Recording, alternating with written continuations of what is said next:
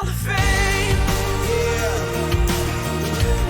And the world's gonna know your name. 1970 was probably the darkest year for Argentine football. They failed to qualify for the World Cup for the first time in history. Even until today, this was the only World Cup they failed to qualify for. Whilst later that year, their arch rivals Brazil defeated Italy with a dominating 4-1 victory in the Estadio Azteca Stadium. This victory not only allowed Brazil to become the most successful football nation at the time, it also allowed the Brazilians to retain the Jules Rimet trophy indefinitely. All of this was witnessed on the stands by an Argentine player who just hung up his boots 1 year earlier. Argentina qualified for the World Cup in West Germany 4 years later, but they were eliminated in the second group stage by finishing bottom of the group with 1 draw and 2 defeats. Out of the 2 defeats included a 4-0 loss to one of the most elegant and formidable teams in history, the Dutch team that shook the world with their total football philosophy under the leadership of Rinus Michels and Johan Cruyff. All of this was once again witnessed by the same Argentinian. His name is Cesar Luis Menotti, or El Flaco, the skinny one.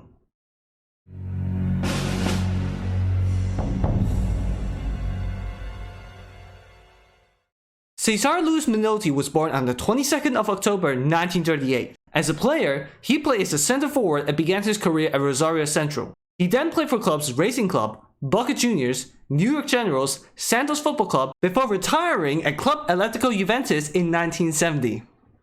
After his retirement as a player, Menotti switched over to management duties swiftly. He started out as an assistant to Miguel Antonio Juarez and Noel's homeboys. In 1971, he became the manager of Club Atlético Huracan, where he was known most famously for winning the 1973 First Division Championship.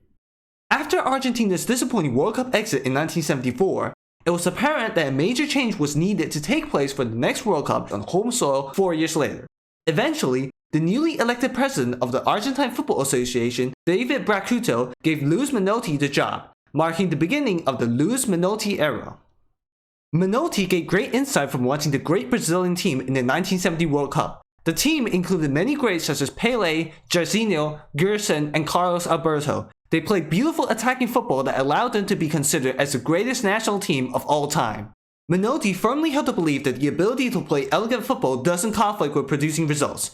Just like how he once said, the only way you can avoid taking risks in any game is by not playing. You can lose a game, but what you cannot lose is the dignity earned by playing good football. Whilst managing Huracan, he famously led his team to a 5-0 away victory against Rosario Central.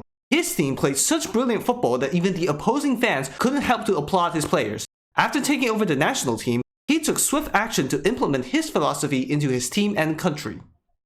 By 1978, Menotti successfully built a formidable team that played direct attacking football that highly emphasized the usage of one-touch passes, one-twos, and overlapping runs.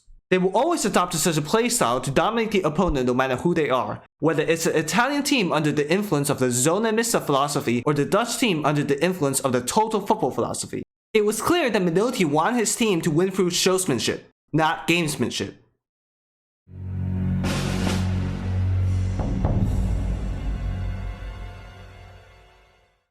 Menotti had his own ideas when it comes to player selection. He chose players such as Osvaldo Ardiles, who may seem less well known but more suitable towards his football philosophy. He opted to not include any Boca Junior players despite Boca's triumph in the 1977 Copa Libertadores. Just like how the teams that made it to the World Cup final in 1986 and 2014, Menotti also had his own great number 10, Mario Kempes. Mario Kempes, or El Matador, was born on the 15th of July 1954. His ambition to become a footballer came from his father. Although usually being deployed as a forward, his outstanding dribbling and long-range shooting skills also enabled him to function as a great attacking midfielder. He began his professional career at Instituto Atlético Central Cordoba Club, where he managed 11 goals in 13 league appearances. He reached the highlight point of his career with Valencia Football Club by winning the Pichichi Trophy in his first 2 seasons. In total, he scored 149 goals in 246 appearances for the club, allowing him to be proclaimed as the best player in the club's history. Kempes made his debut for Argentina in 1973 and participated in the 1974 World Cup, but his first World Cup experience turned out to be a disaster. He missed the golden opportunity in Argentina's first game against Poland, which could have changed Argentina's fate in the World Cup. He would eventually leave the tournament without finding the net once. But when the clock ticked to 1978, Kempes' outstanding performances in Valencia would convince Menotti to include him as the only overseas player in his squad. But of course, Kempes wasn't the only talent in Menotti's squad. From the following picture, we can see Menotti lines up his team in a very attractive 4-3-3 formation. The striker's position is filled by Leopoldo Luque, a legendary Argentine striker who scored 100 goals in 261 appearances at the Premier Division. Right winger Daniel Bertoni, who played for Independiente before the World Cup, managed 22 goals in 33 league appearances. The left winger, Oscar Alberto Ortiz, would later help River Plate win 3 consecutive league titles in a row. In the midfield, Osvaldo Ardiles, a Tottenham Hotspur legend, was famously known as a chess player for his outstanding reading of the game whilst not neglecting his defensive responsibilities. Americo Galsego, who filled in Argentina's classic number 5 position, was already a young talent in the starting lineup at Newell's Old Boys. In the defense, left back Alberto Tarantini would later find himself included in Argentina's all-time starting 11 in 2016. Daniel Pastorilla, Argentina's greatest ever center-back, found the net 22 times in the 70 appearances he made for his country. Luis Galvan, who served as Pastorilla's partner throughout the tournament, produced such a masterclass performance in the final that convinced the world media to give him a 10-point rating. The right back, Jorge Olguin, despite usually being deployed as a center-back, is described by the Argentine media as a defender who did not use the blow to reduce the rival striker and had the skills to drive the ball with the ability of a midfielder. And finally, the goalkeeper, Ubaldo Filiu, or El Pato, the Duck, is widely considered as the best goalkeeper to have ever played for Argentina.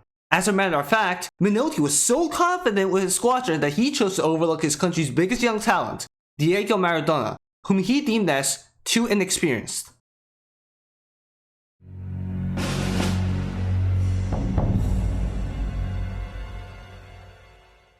Argentina will place in Group 1 with Hungary, France, and Italy in the first round. The hosts were behind just 10 minutes into their opening game when Hungarian midfielder Karoli Sapo capitalized from a fortunate rebound. But Luque equalized shortly in a similar manner thanks to a Mario Kempes free kick. Eventually, Daniel Bertoni's goal in the 83rd minute allowed the hosts to grab the victory they needed for their opening game. A Daniel Pastorella penalty and another Luque goal gave the hosts a 2-1 victory against the French. But Italian striker Roberto Bettiga's goal meant Argentina could only advance as group runs up. They will eventually be placed in Group B in the second round with Brazil, Peru, and Poland. A double from Kempes allowed Argentina to come away with a 2-0 win over Poland. However, Menotti and his men were unable to snatch a victory against their arch-rivals Brazil. Brazil's 3-1 victory over Poland meant Argentina must beat Peru by a 4-goal margin. This game will eventually turn out as one of the most controversial games in World Cup history. Some believe the Argentine dictator Jorge Videla collaborated with the Peruvian government with grain shipments, unfrozen assets, and political prisoners to ensure his nation's presence in the World Cup final. Whilst others simply believe the Peruvians, who had nothing left to fight for, simply fell apart against a gifted Argentine team supported by their nation. What truly happened before and during that game may be a mystery to us forever, but what's not a mystery is Argentina were in their second World Cup final after 48 years. The final will have its own controversies. The Dutch team had to wait on the pitch for several minutes before Menotti's men appeared. The Argentines then complained about René van der Kerkhof's wristcast, who had worn the item throughout the tournament without any objections. Eventually, the game finally kicked off and both teams fought desperately for their first world title.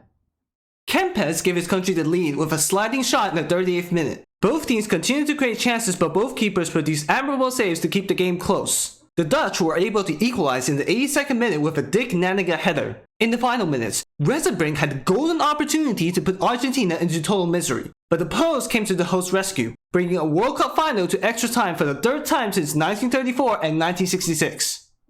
Mario Kempes lit up the final again in the 105th minute with another brilliant run into the box. Daniel Bertoni then sealed the game in the 115th minute with his second goal of the tournament. Argentina were the world champions for the first time in history. Luis Menotti accomplished his country's expectations in a spectacular manner. His team scored 15 goals whilst only allowing 4 at their own end. Kempes, in particular, scored 6 goals and was awarded the Golden Boot and Golden Ball of the tournament, a feat only achieved by Garrincha and Paolo Rossi.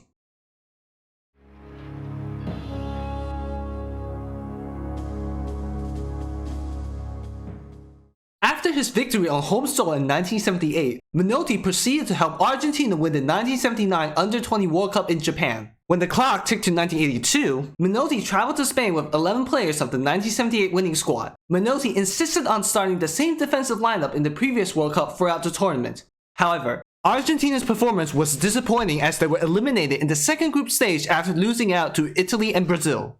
Menotti left his post afterwards in 1983, but what he accomplished for his country would never be forgotten. To Argentina, Luis Menotti brought far more than just a world title to his country. Before his appointment, Argentine football had been under the heavy influence of the so-called anti-football philosophy led by Osvaldo Zubeldia, which emphasized game result over everything else. Menotti wasn't afraid to challenge this so-called right-wing football. Quoting from Menotti himself, "There's left-wing football and right-wing football. Right-wing football wants us to believe life is a struggle. It demands sacrifices. We have to become steel and win by any methods. Obey and function. This is what those with power want from the players. That's how we create retards, useful idiots that go with the system." When his reign ended in 1983, he brought his country a brand new philosophy with his direct, attacking style football that aimed to bring joy and beauty to the game. His football philosophy would later be known in Argentina as Menottism. Menotti's successor turned out to be his biggest rival, Carlos Salvador Bilardo, a firm disciple of Osvaldo Zubeldia. Bilardo brought back Menotti's so-called right-wing football and reclaimed Argentina's title in 1986. He almost succeeded in defending Argentina's title in 1990 but fell short to a controversial penalty.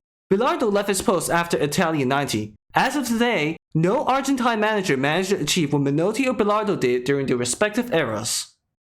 Menotti currently serves as the director of the Argentina national football team. Hopefully, one day he will be able to guide Argentina to another world title in a different fashion. I need you to listen, I need you to hear, and don't show any